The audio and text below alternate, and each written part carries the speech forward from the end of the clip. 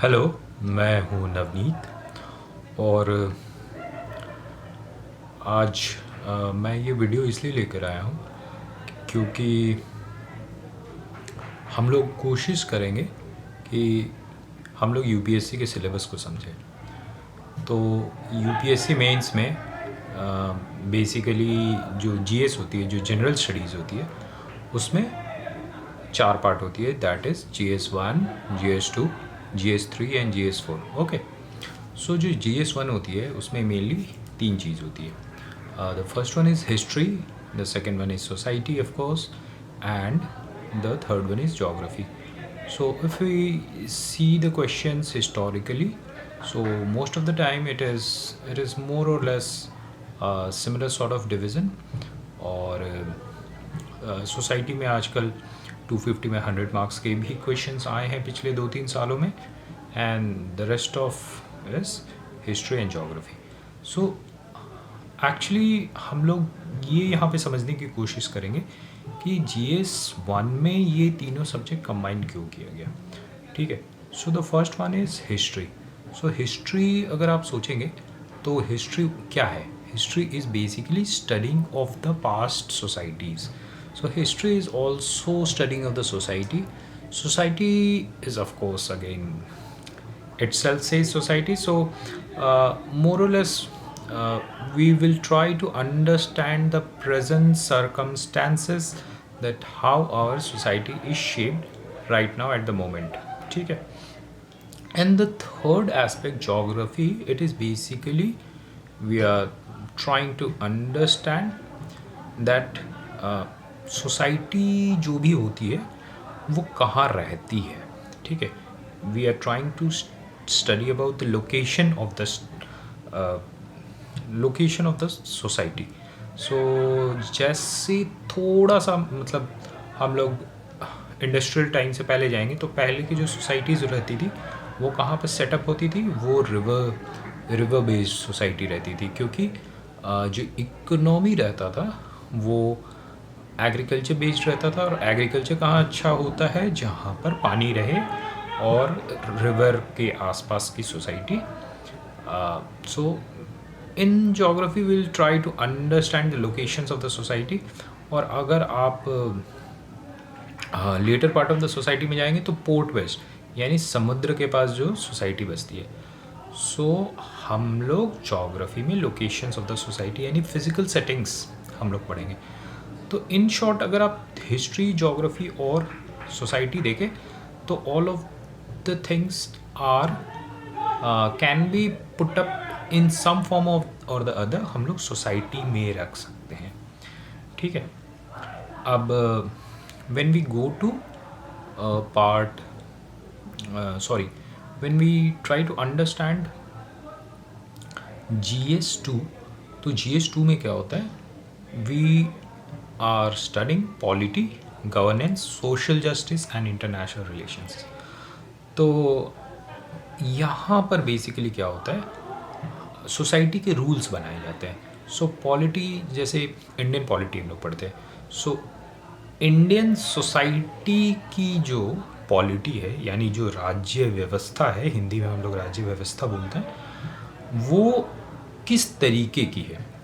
और जब हम लोग हर एक सोसाइटी में देखते हैं, चाहे अमेरिका में देखें, यूरोप में देखें, हर जगह एक व्यवस्था है, एक पॉलिटी है. तो it can be of different types. जैसे इंडिया में पार्लियामेंट्री फॉर्म है, यूएस में प्रेसिडेंशियल फॉर्म है, और भी बहुत कुछ चीज़ें हम लोग इसमें पढ़ते हैं. बट एसेंशियली हम लोग क्या पढ़ रहे हैं? हम लोग पढ़ रहे हैं What are the rules of the society. हम लोग जिस सोसाइटी में रहते हैं उस सोसाइटी के रूल्स क्या हैं. अगर आप गवर्नेंस और सोशल जस्टिस भी देखें, so this is sort of rules. Governance कैसे करना है या फिर जाके सोशल जस्टिस हमारे सोसाइटी में कैसे आएगा. और जैसे सोशल जस्टिस में एक सिलेबस का पार्ट है जिसमें कहते हैं हम लोग laws and mechanisms for the vulnerable sections of the society. ठीक है.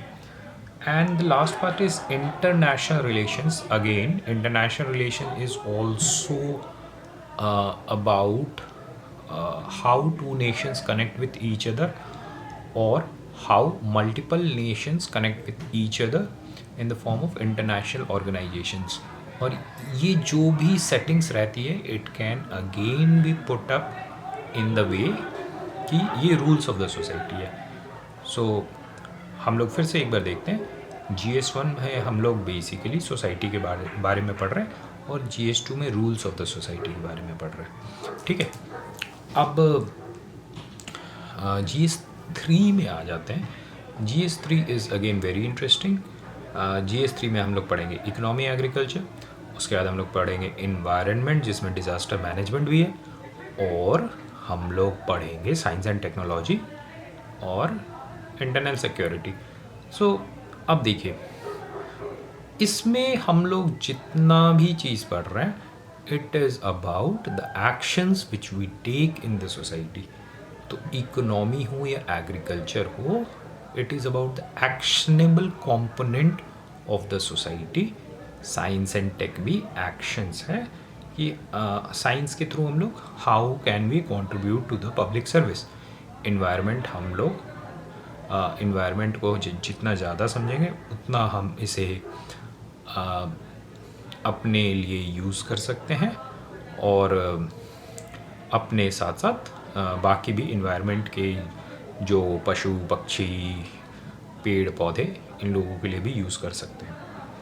ठीक है, और इंटरनल सिक्योरिटी और disaster management, basically it is about protecting the society in which we live.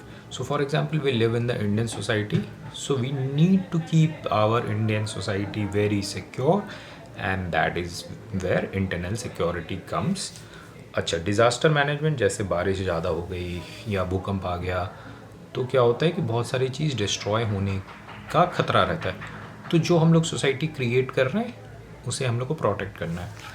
अच्छा, अब देखिए, economy mostly agriculture, science and tech और इन्वायरमेंट, ये हम लोग कोशिश करेंगे. ये देखिए, positive building of the society होता है. और इंटरनल सिक्योरिटी और डिज़ास्टर मैनेजमेंट हो जाता है protection of the society. So पूरा GS3 को वेरी क्लोजली अगर हम लोग देखेंगे, it is all about actions which we take in the society so that we can prosper and at the same time we can protect our society. ठीक है, अब fourth होता है एथिक्स. सो अब हम लोग जो भी रूल्स बनाएंगे या फिर जो भी एक्शंस लेंगे, it should all be ethical. So ethics क्या होता है, हम लोग इस चीज़ को समझेंगे. एथिकल डायलेमा क्या होता है, ह्यूमन वैल्यूज़ क्या होता है. So these all things which makes human a human, because चीज़ों को लोग गलत तरीके से भी करते हैं, और जो कि नहीं होना चाहिए. और सोसाइटी अगर सही दिशा में आगे बढ़े तो एथिक्स का बहुत ही रोल होता है.